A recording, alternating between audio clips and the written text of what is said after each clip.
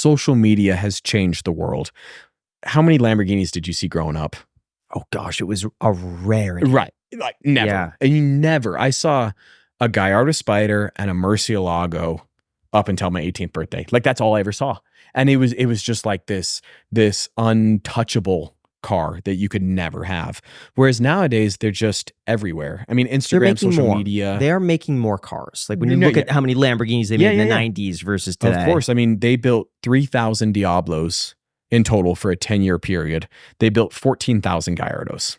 So I mean that, and Aventador is, 10, 12,000. Huracans is even more than that. The Urus, they're everywhere. So yeah, I mean, production numbers have gone up because they're selling more though. There's way more demand. And I think that social media has had a big impact on that.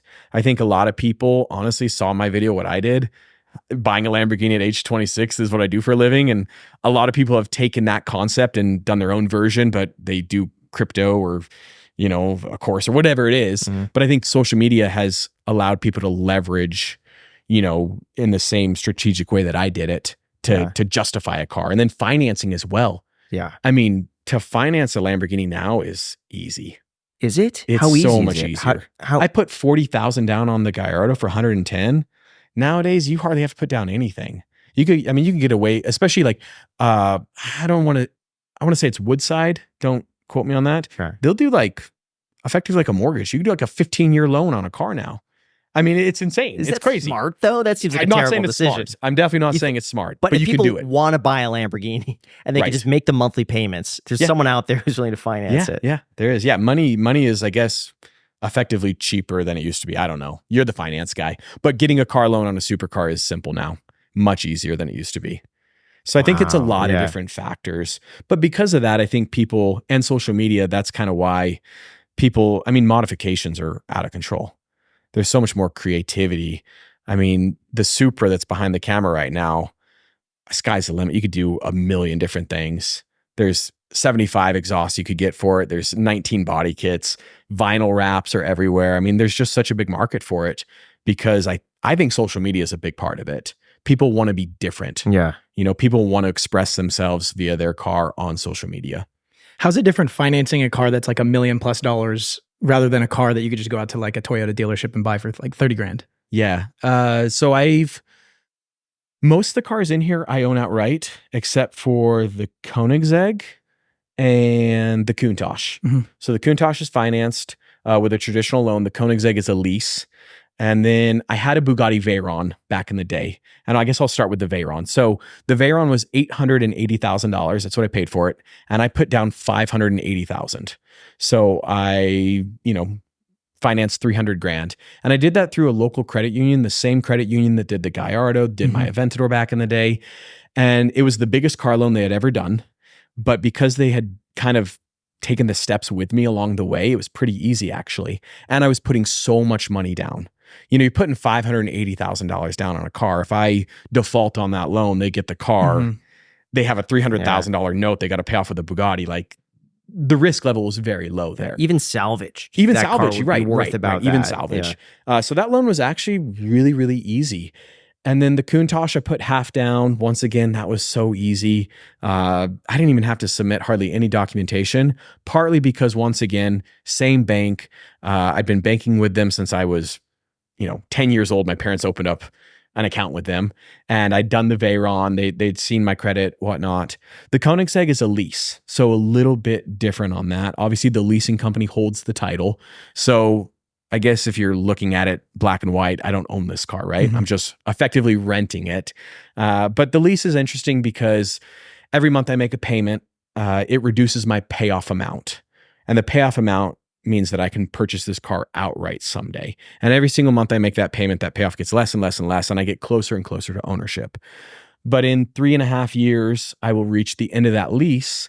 I can either walk away from the car or I can choose to pay off the car and keep it.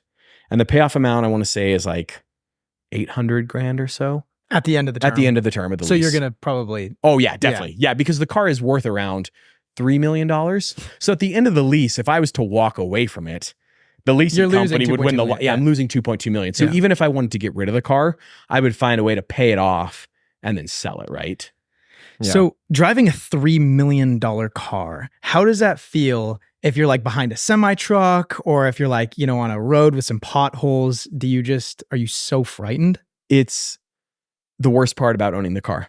And I actually didn't realize how little I would drive the car because of that fear. I've realized like my favorite car to drive is just the Aventador because it's 90% of the Koenigsegg. But if somebody hits this car, I'm totally fine. I can get the car repaired. Financially, I'm not in any weird predicament. But the Koenigsegg is effectively a hand-built car out of Sweden. There's 58 of them in the world. The car is priceless. And if I was to get in an accident, I have to ship this car back to the Koenigsegg factory. They could repair it for, who knows how much money. And the car is going to be out of commission for years, probably. I mean, it's kind of a very scary prospect because you're sitting at a red light and you're looking in the rearview mirror like, I hope this car doesn't rear end me. What is insurance like in a car like this? It's not as bad as I was expecting. So I have it insured for $3 million and it's about $1,200 a month, which isn't bad. That's not terrible. No. And it really helps that I live in Utah. So if I lived in Las Vegas, I wouldn't double, triple. If I lived in LA, double, triple. I think there's a lot of factors for that, but living in Utah helps. There's fewer drivers on the road. There's more percentage of the drivers in Utah are insured that are on the road because that's a big problem in a lot of states is uninsured drivers. And then obviously I have no accidents on my record. I have the multi-vehicle discount because I have 17 cars. They know I can't drive all 17 at the same time. And so that helps a lot too. Do you ever get pulled over? Yes, of course. But I haven't been pulled over in a long time. Knock on wood. I'm not. Yeah. Do they know you by now? I feel like if they know these cars. Right. Or they just see you in the seat and they're like, come on. James, so the last time I got pulled over, I was in an 812 Superfast and I was here in Salt Lake and I pulled onto the on-ramp onto the freeway. And I pulled on at like 70, 80 miles an hour, like very within the speed limit. And a Crown Victoria, I can see him in my rearview mirror and he's weaving through traffic and he comes up next to me and they're fans. They know who I am. And initially I thought it was like an undercover cop or whatever. And they were fans and there was a kid in the back and they rolled down the window and they're waving to me and everything. And the kid's like, let's hear it. So what did I downshifted, right? I downshifted from fifth into third and I punched it. And about, 8 seconds later, there was a Utah Highway Patrol right behind me. Lights light up. It was like F-150. And I was just like, are you kidding me? Cop saw the whole thing go down. He was super cool. He was familiar with the channel. He's like, I saw what they did. I saw they were encouraging, obviously don't do that next time, but I totally get it. Let me off with a warning. So he was familiar with the channel. And I think that definitely helped me. I mean, him seeing the whole scenario helped a ton as well, right? You're just being a nice guy to the kids. Yeah. And I accelerated. I wasn't going 130 or anything. I didn't even touch 100 miles an hour. I think I, went up to 95 or whatever, but he was pretty cool about it. Yeah. I've had really good luck, but I also think I'm pretty smart with how I drive the cars. Every car guy is guilty of going over the speed limit at some point, but I'm very particular with when I do it and how I do it. I never sustain high speeds, right? I don't weave in and out of traffic. I might do an acceleration onto an on-ramp. And if I go fast, I ship the Koenigsegg to Florida and I go 225. I got pulled over recently, actually, with Jack. He was oh my gosh, horrified. I was, because it was off the freeway, right? And you're going through these small towns, and it was one of these towns where the speed limit goes from like 65 to like 35, like really fast. Right. And I'm telling Jack about this house that came on the market in Oregon. I was really excited about this house, and I was like, it's surrounded by water. You got to take a look, and we're just talking about it, and I'm not looking at the speed. And I look over at the side and there's a car with like the radar. Right. And I'm like, he's going for me because I look down and I see I'm going too fast. Sure enough, the car pulls out and I'm like, Jack, he's going after me. Pull over. And the guy walks up to the car. Seems like a younger officer. And I think he watched the channel as well. Didn't say anything. Right. Didn't say anything. But looked at it like they kind of gave me a double take where it's like, you know that look. I know the look. They we all know the look. But they're not 100%. Yes, sir. Yep. And I'm like, I'm so sorry. I got my wallet in the trunk. And if you would allow me to like get out of the car, I'll grab it from the trunk. And he goes, No, I think you're okay. Really? Okay, Walks- he had yeah. to have known you. Yeah. So then I took a picture of my license. I have it on my phone, and I showed it to him. He's like, "All right, I'll be right back." And I just asked, like, "Hey, I never asked, like, can I just get a warning?" Right. And he comes back with a thing for me to sign. He says, "This is a warning." Amazing. And after that, I switched seats with Jack. He yeah, like didn't Jack want to Jack drive. was- Yeah, that's he did not funny. want I was to drive done. at all. I was like, "All right, Yeah. no more driving. I'm done. It's not worth it." I've been pulled over enough that now I've gotten more comfortable. Like the first time I got pulled over, I was a nervous wreck.